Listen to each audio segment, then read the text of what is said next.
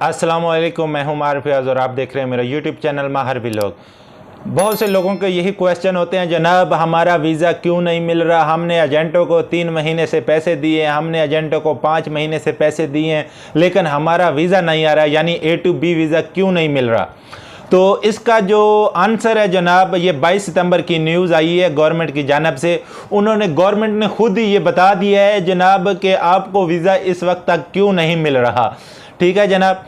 तो इससे पहले अगर आपने मेरे चैनल को सब्सक्राइब नहीं किया तो बराए मेहरबानी मेरे चैनल को सब्सक्राइब कर लें और बेल आइकन को भी प्रेस कर दें ताकि मेरी नई आने वाली वीडियो का नोटिफिकेशन आप दोस्तों को मिलता रहे। मुझे आपकी सपोर्ट की ज़रूरत है यार, मेहरबानी करके मेरे चैनल को ज़रूर सब्सक्राइब कर लें। तो चलते हैं आज के टॉपिक की जानब। जी हाँ, तो ये न्यूज़ पहले आप पढ़ लें, ये मैं साथ में चला भी रहा हूँ, तो ये न्यूज़ आप पढ़ सकते हैं।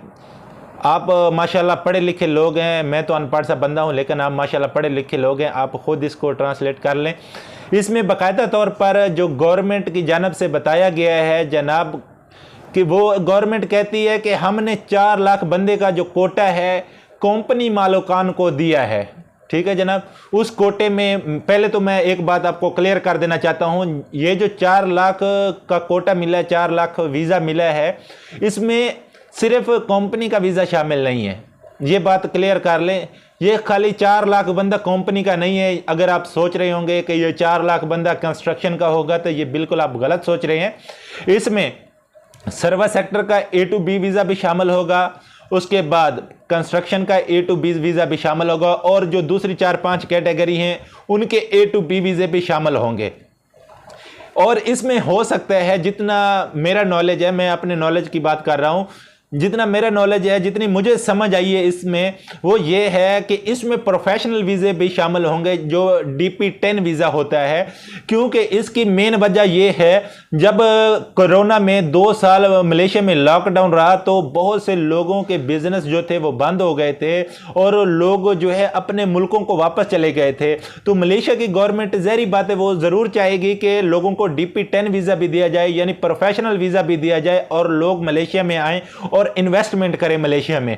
तो इसमें ज़ाहिर सी बात है, जो 4 लाख आदमी का कोटा दिया गया है कंपनी मालिकान को, तो ये जो A to B वीज़ा होता है ये भी कंपनी मालिकान के पास आता है। अगर ये आप सोच रहे होंगे कि ये इमिग्रेशन की जानिब से आता है, तो ऐसा बिल्कुल भी नहीं होता।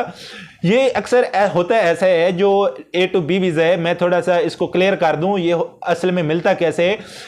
ये जो एजेंट हजरात होते हैं वो कंपनियों के साथ मुआहिदा करते हैं, जनाब हम आपसे A to B वीज़ा लेंगे, यानी हमारा जो बंदा पाकिस्तान से, इंडिया से या बांग्लादेश से आएगा, वीज़ा आपका होगा, वीज़ा आप देंगे, वो रिन्यू भी हर साल आपसे करवाएगा, लेकिन वो आपके पास काम नहीं करेगा, आपके अंडर में नहीं रहेगा।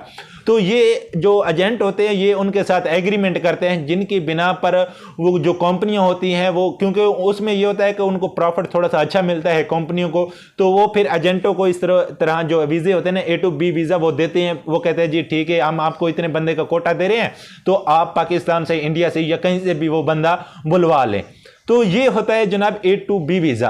और जो होता है ना A to A वीज़ा, वो कंपनी का वीज़ा होता है, यानी आपने कंपनी के अंडर में रहना है और कंपनी के पास ही आपने काम करना होता है। ये तो क्लियर हो गई। और अब ये जो 4 लाख बंदे का जो कोटा दिया गया है गवर्नमेंट ने, ये मैं आपको कब से अपनी वीडियो में बता रहा था जनाब कि जो कॉलिंग वीज़ा है वो ओपन है, लेकिन बहुत स्लो काम हो रहा है इस पर। उसकी मेन वजह भी यही थी, जो कंपनी मालिकान थे उन्होंने अभी तक ये डिसाइड ही नहीं किया कि कौन से मुल्क से उन्होंने कितने आदमी मंगवाने हैं। ठीक है जी, जिसकी वजह से आपका काम भी डिले हो रहा था। और दूसरी बात, अगर आप A to B वीज़ा लेते हैं तो जनाब मैं हर वीडियो में यही आपको बताता था, अगर मेरी A to B वीज़े के मुतल्लिक वीडियो होती तो उसमें मैं आपको बताता था कि अगर आप A to B वीज़ा लेते हैं तो इसमें कम से कम 3 से 4 महीने लग जाते हैं। अगर आप मलेशिया की इमिग्रेशन की वेबसाइट पर जाएंगे तो वहां पर भी बाकायदा तौर पर लिखा हुआ है कि आप अगर कोई वीज़ा लेते हैं, मसलन A to B लेते हैं या A to A लेते हैं या कोई भी वीज़ा लेते हैं, ये 3 महीने के अंदर अंदर आपको मिल जाता है। लेकिन जो A to B वीज़ा होता है वो थोड़ा सा कभी कभी लेट हो जाता है, यानी 3 महीने, 3.5 महीने तक भी चला जाता है, जिसकी बिना पर एजेंट जो होते हैं वो आपको कभी 4 महीने का टाइम देते हैं या 3 महीने का टाइम देते हैं। लेकिन कुछ दोस्त मेरे ऐसे होते हैं, अभी 10 दिन हुए होते हैं मेडिकल करवाए को, और आ जाते हैं जी, मैसेज कर देते हैं, भाई हमने 10 दिन हो गए मेडिकल करवा दिया, हमारा वीज़ा ऑनलाइन नहीं हो रहा। ओ भाई 10 दिन में तो जो A2A वीजा होता है वो ऑनलाइन नहीं होता, तो A2B वीजा कैसे ऑनलाइन होगा। तो ये आपको मैं बता रहा था, जो A2B वीजा है वो भी इस 4 लाख के कोटे में शामिल है, यानी इसमें सर्विस सेक्टर का A2B वीजा भी शामिल है और कंस्ट्रक्शन का A2B वीजा भी शामिल है। अगर आप ये सोच रहे हैं कि A2B वीजा इसमें शामिल नहीं होगा, यानी 4 लाख बंदा कंस्ट्रक्शन की कंपनी की कॉलिंग पर आएगा, तो ये बिल्कुल आप गलत सोच रहे हैं। अभी आप मुझे बताओ, ये 4 लाख बंदा उन्होंने आगे यहां पर कौन सा बुर्ज खलीफा खड़ा करना है जनाब। ओ यार, उसमें भी तो तकरीबन कोई 2000 या 3000 या 5000 बंदे लगेंगे ना। ये तो नहीं है कि 4 लाख बंदे उन्होंने इस बिल्डिंगों में घुसा देना, ऐसा तो नहीं होता भाई। अगर कोई प्लाजा होता है या शॉपिंग मॉल होता है, जब वो बनकर तैयार हो जाता है, उसमें आपको पता है हजारों की तादाद में शॉप होती हैं, उसमें सेलमैनी के जो वीजे होते हैं वो भी सर्विस सेक्टर के वीजे होते हैं, और उसमें जो क्लीनर होते हैं वो भी सर्विस सेक्टर के वीजे पर एज ए क्लीनर आते हैं। तो आप खुद अंदाजा लगा ले कि वो सिर्फ कंस्ट्रक्शन के वीजे नहीं है, जो 4 लाख वीजा है इसमें हर कैटेगरी का वीजा शामिल है। लेकिन ये जो डिसाइड करना है, ये जो कंपनी मालिकान है उन्होंने करना है कि कौन से मुल्क को हमने सर्विस सेक्टर का वीजा देना है, कौन से मुल्क को हमने कंस्ट्रक्शन का वीजा देना है, कौन से मुल्क को हमने जो है ना मैन्युफैक्चरिंग का वीजा देना है। क्योंकि आपको पता है, अगर आपका कोई जानने वाला है उसको पता होगा, जो मैन्युफैक्चरिंग का काम है ज्यादातर या बांग्लादेश के लोग होते हैं या इंडोनेशिया के लोग होते हैं, वो ज्यादातर मैन्युफैक्चरिंग के काम में आते हैं। जो पाकिस्तानी होते हैं वो सबसे ज्यादा कंस्ट्रक्शन के काम पर आते हैं या प्लांटेशन के काम पर जो होते हैं। जो वजनी काम होता है उसमें पाकिस्तानियों को बुलाया जाता है, ठीक है। इस तरह जैसे फिलिपीन के लोग हैं उनको हाउसमेड का वीजा दिया जाता है, सर्विस सेक्टर का वीजा दिया जाता है या और कोई वीजा दिया जाता है।